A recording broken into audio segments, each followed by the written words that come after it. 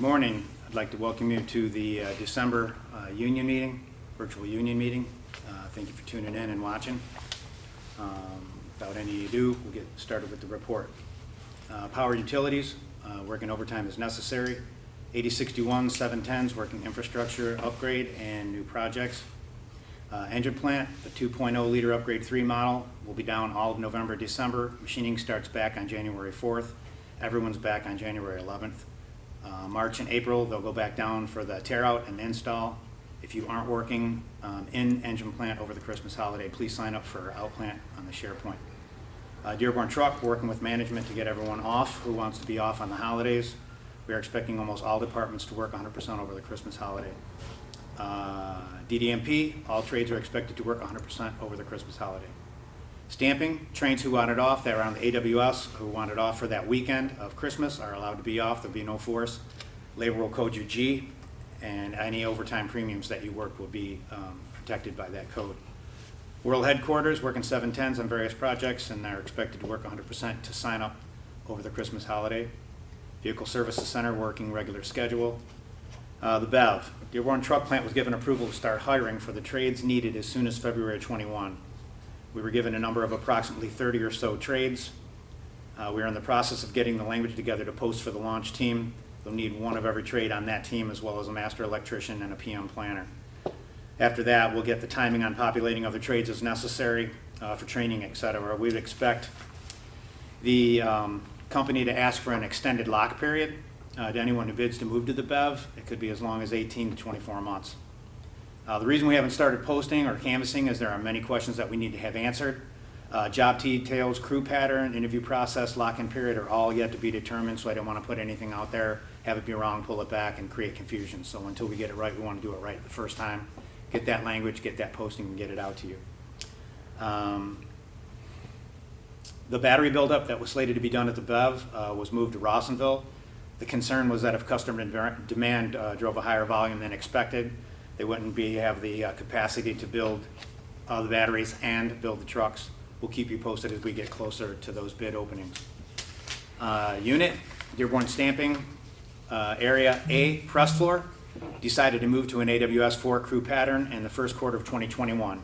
Our departmental heritage bump will be open on January 4th and close January 18th. We use the week of the 25th for any safety bumps. We've been told again and again by management that there is no question that they will be moving all trades to the AWS. They just don't have the exact timing. So we haven't been given our letter and we haven't been given 14-day notice, but they have told us time and time again that they plan on going AWS all trades on press floor. The heritage bump is your opportunity to use your seniority to get to a different department if you choose. 8 electricians, 2 pipe fitters, 2 millwrights, and several machine repair were hired specifically so they could man up the 4 crew. Dearborn Truck Plant will post a heritage bump as well on the 4th and close on the 18th.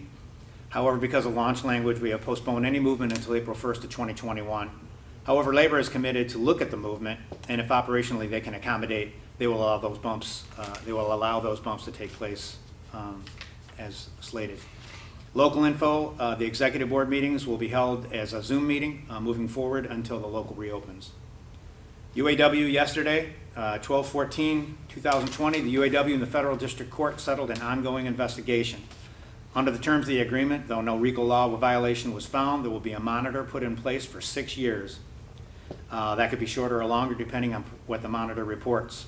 The cost of the monitor will be borne by the UAW. The monitor will not be involved in any collective bargaining. The UAW has made a $1.5 million restitution payment to the IRS, as well as having paid back over $15 million to the training centers for improper chargebacks. There would also be a referendum presented to the UAW where all UAW members can vote to be able to vote for the president and IEV member selection, which would turn change the Constitution to a one-person, one-vote system, and that will come up before us as a vote. You may have heard a lot about the vaccine coming. I called there was some scuttlebutt about the vaccine being mandatory at Ford. I called International Ford. I was assured that there is no plan to make it mandatory, that legally and liability-wise they wouldn't be able to do that. However, there's been rumors that they bought freezers to make the vaccine readily available, and I'm sure they'll encourage you to get it, and they'll make it readily available for you to get it if you choose to. but there was no talk of it being mandatory legally or liability-wise. Committee reports, health and safety, tool and die building turnstile access was moved from the south of the lot to the north of the lot. Those employees are now using the drive-in tent on the north end to scan through and enter through the gate 10 turnstile. The hope was that this would relieve some of the congestion in the south end and open up some spots for the DDMP. However, that didn't work as hoped, and we'll keep trying. We're going to keep at it. We're going to keep it on that and keep working on that issue for you. Please be conscious of the COVID protocols. If you're planning on getting a test or have taken a test, you cannot return to work until you have contacted labor and plant medical and be given a return to work date by medical. There was confusion about quarantine as well, and I just learned something myself this week. If you have been in close contact with a member of your household and can quarantine separately, you can come back in the 14-day time frame that we've talked about.